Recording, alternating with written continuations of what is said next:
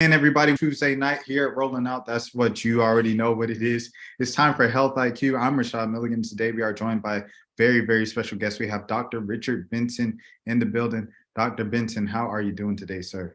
I'm doing well. Thank you for having me today, Rashad. Thank you for coming on. Thank you for coming on and coming on live on Health IQ this week. So I guess we'll get right into it with our questions. We're on a limited time schedule and we have a lot of questions. So let's get into them. What is the Mind Your Risk campaign, and what is the ultimate goal of the Mind Your Risk campaign? So a 2-for-1 right there. Well, the Mind Your Risk campaign is a public health campaign that was created by the National Institute of Neurological Disorders and Stroke. And it's focused on one of the highest risk groups in the United States at risk for stroke, dementia, and uncontrolled hypertension.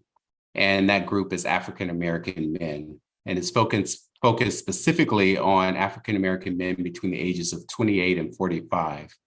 This group of men, if you have uncontrolled high blood pressure during that age range, you have a longer chance of developing damage to the arteries in the brain, in the heart, and throughout the body. And that increases the risk of having a stroke, a heart attack, or developing a dementia. And that's according to data from a study that was funded by the NIDS called the Sprint Mind Study. And so this particular campaign is to educate middle-aged African-American men about their risks and how to modify their risk of developing dementia later in life. Wow. That's some powerful stuff right there. Important things for all of us, Black males of all ages, to kind of consider, especially like you said, going into that mid-age range. So I just want to ask you, moving forward now, why is stroke, high blood pressure, and dementia something we've seen so prevalent amongst this specific demographic of us as Black males? It's really one of the main drivers of this high rate of stroke and African-American men is uncontrolled high blood pressure, also known as hypertension. We know that 1 in 3 Americans actually has hypertension. 1 in 2 African-Americans have high blood pressure. And of those that know they have high blood pressure actually that are on medication for high blood pressure, still about 1/3 of those are not well controlled. And so if you have uncontrolled high blood pressure, the number one modifiable risk factor for stroke, cardiovascular disease, and consequently developing dementia is uncontrolled hypertension. And we know that African-American men, unfortunately, don't go to the doctors a lot. When you think of needs, healthcare is at the bottom of the list, particularly when you think of people, men between the ages of 28 and 45. And so having uncontrolled hypertension for that period of time puts you at risk for all of these negative health outcomes. Wow. And, I mean, a side note there, that the fact that 28 is considered middle age for like Black males is insane. But I guess that's the reality of the situation. So I guess just moving forward now, why don't some Black men show that they have uncontrolled hypertension? Well, high blood pressure is known as the silent killer. And that's because the number one symptom that goes along with uncontrolled high blood pressure is to have no symptoms at all. So most people don't know that their blood pressure is elevated, or a lot of people don't know until they go to the hospital with a stroke, or they have a heart attack, or told that they've had a heart attack, or some other problem. Sometimes people will develop nosebleeds and headaches and all of those other things, but the most common symptom is to have no symptom at all. So it's known as the silent killer. So unfortunately, people will have this chronic damage being done to their brain and their hearts and various organs in the body, and they're not aware of it.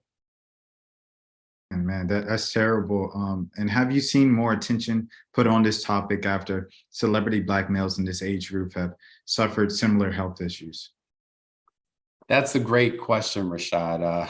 I have seen, I think the issue is that when a celebrity, and you can think of people in terms of like John Singleton or Luther Vandross, people who are very prominent and at young ages who suffer strokes. I think it does temporarily cause people to focus on stroke and the consequences associated with that, or other diseases associated with that. However, I don't think that's enough. I think we have to embody people to take charge of their own health. And so that's why we have this interesting tagline that was created, and it was created through focus groups with African-American men. We sort of asked them, what types of messages resonates with you the most to get you to change your behavior to decrease your risks of stroke, cardiovascular disease, and dementia. And one of them is sort of take charge of your health. No one can lower your risk of stroke and dementia like you. And so it's important for people to embody those messages and make them personal. So I think at someone who's famous having a stroke, it does temporarily sort of get people to focus, but I think we need more than that. No, 100%. I agree there with what you said. It shouldn't take a celebrity for us to have that important conversation of the silent killer. Earlier, you were talking about, just young or middle-aged Black men not going to the doctor as much as they should. Excuse me. What are the challenges you have seen overall with Black people and people of color facing when, kind of their relationship with doctors? Wow, that's a very complicated and nuanced question. It's very important. We have something called the social determinants of health.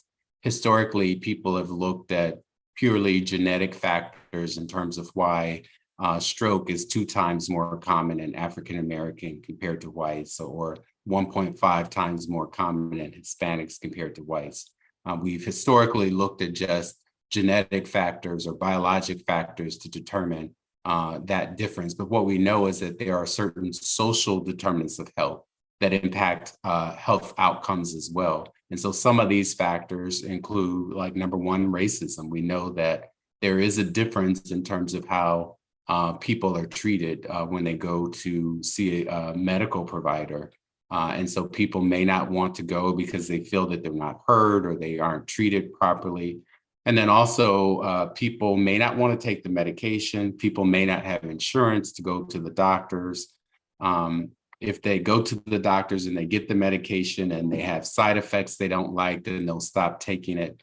And then they can't do other things that the doctors tell them to decrease their risk of developing negative complications, such as getting more fruits and vegetables in their diet or exercise and all of those things.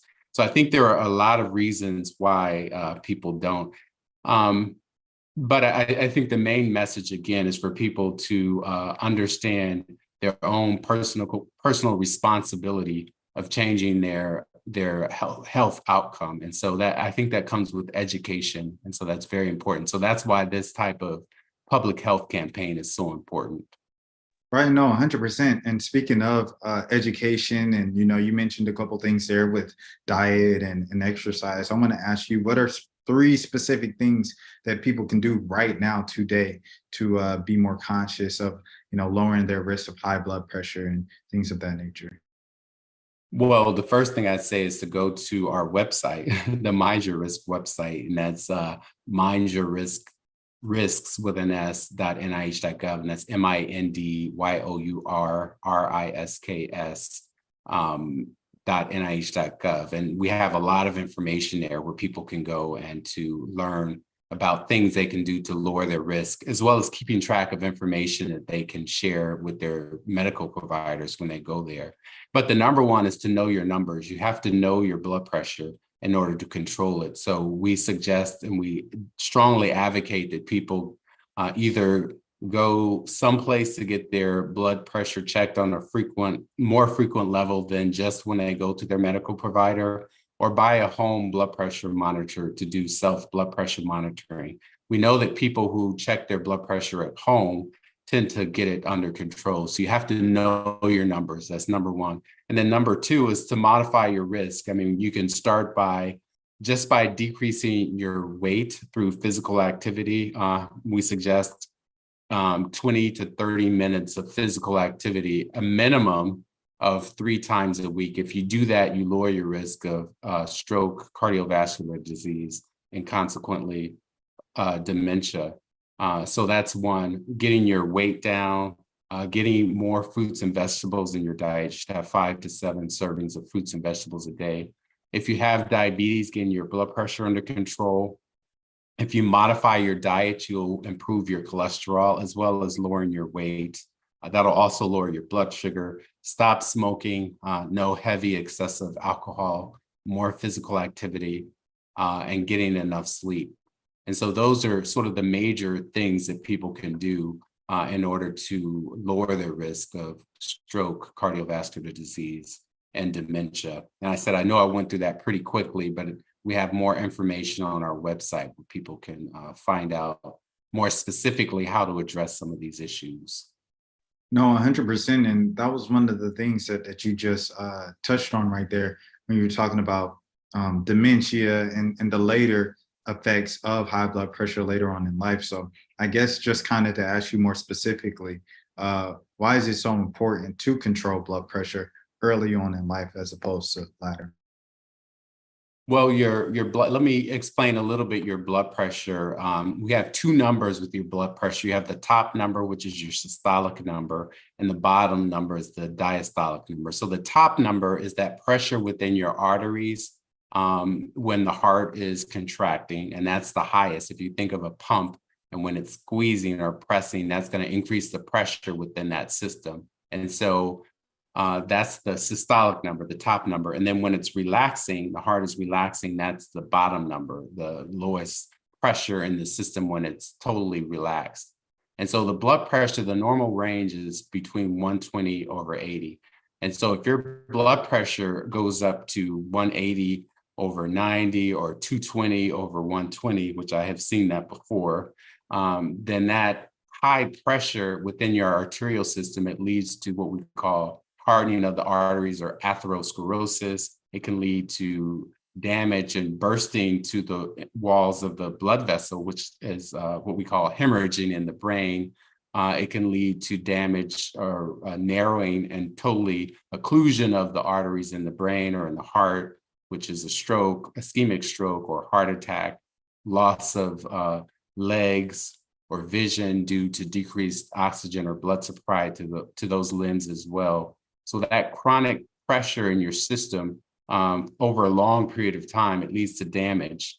What we found from the Sprint Mind study, which is one of the most novel things, is that people who have that long period of time of developing, of having that high blood pressure, separate from your risk of stroke and cardiovascular disease, that pressure causes chronic damage to the brain. We can see from MRI scans damage to the brain surrounding these spaces called ventricles in the brain. And people who have what we call periventricular white matter disease on their MRI, they have a higher chance of developing cognitive impairment such as memory loss, thought problems, and other things, which are the symptoms that we see with dementia. And so having that high pressure in your system for that long period of time, in addition to stroke, cardiovascular disease, it leads to damage to the brain, which leads to dementia. And if I can just explain, there's dementia is sort of a general term. There's different types of dementia. There's Alzheimer's dementia, and then there's other types of dementias that are related to Alzheimer's. Alzheimer's has a specific pathology where you see certain changes in the brain. But there's something called vascular dementia as well that's related to the blood pressure that I talked about. And we can also see mixed dementia where people have some of the pathology that we see with Alzheimer's disease and vascular dementia. So that's why we just use the general term dementia, because it encompasses all of those. And the most common form is actually that mixed dementia picture where there's some Alzheimer's pathology in addition to the vascular changes that we see from the uncontrolled hypertension. Oh my goodness, that's a lot to take in, Dr. Benson. And kind of even going back to what you were speaking on earlier, but just being more specific about it, what roles do diet and exercise play in maintaining healthy blood pressures? Well, all of those things are risk factors. And so it's important. And one of the take-home messages I'd like for people to walk away with from this conversation today is that we can control our individual risks of stroke, dementia, and cardiovascular disease. And we can do that by modifying our risk. We have certain disease risk factors, high blood pressure, diabetes, high cholesterol, but then we also have certain behaviors that we can change as well. And just exercising more, as I talked about, getting a proper diet, getting enough sleep, drinking more water. Those are certain behaviors, things that we can do to lower our risk of having these negative health outcomes. Right, right. And why is it important to make health a priority, even when competing needs many are facing? Like, so many people are just thinking about how to survive throughout the day. They're thinking about, even when with eating, right? So it's like breakfast is the most important meal of the day, for example. But like I work two jobs, or my job, to get sleep, I have to either get sleep or I'm gonna cut 30 minutes off my sleep off of sleep. I'm not already not getting enough sleep just to make it to work on time because I work across town, 30 minutes, an hour in Atlanta traffic. All of these things, competing factors that people have with diet, with maintaining a healthy lifestyle, with working out all the time just to survive and pay the bills in this economy. I guess how can people still prioritize health with all of these things competing? Wow, Rashad, that's a great question, and that's one that requires a lot. I'll try to shorten it. I think that's important. People really have to think about prioritizing needs, and you're right that people do have multiple competing needs that are going on at a particular time. But what I would say is that if you're not alive, I've heard a lot of people say that they would rather die than have to live with a stroke. Most people that have a stroke will end up with some type of deficit. And so if you, because of your poor choices and poor behaviors, end up having a stroke, and you have to live in a dependent state where someone is taking care of you, that's usually not good quality for a lot of people to be in that state if you're a totally independent person. And then if you're a young person, then you have a lot of years to go with someone taking care of you. So that requires priority setting. The other thing is if you have a stroke or a heart attack and you die, you're not going to be able to do anything for your family or yourself. And so you really have to think about having good health. Having good health is that's crucial for having a successful life. If you're not healthy, you're not going to be able to work. You're not going to be able to do things to provide for yourself or your family.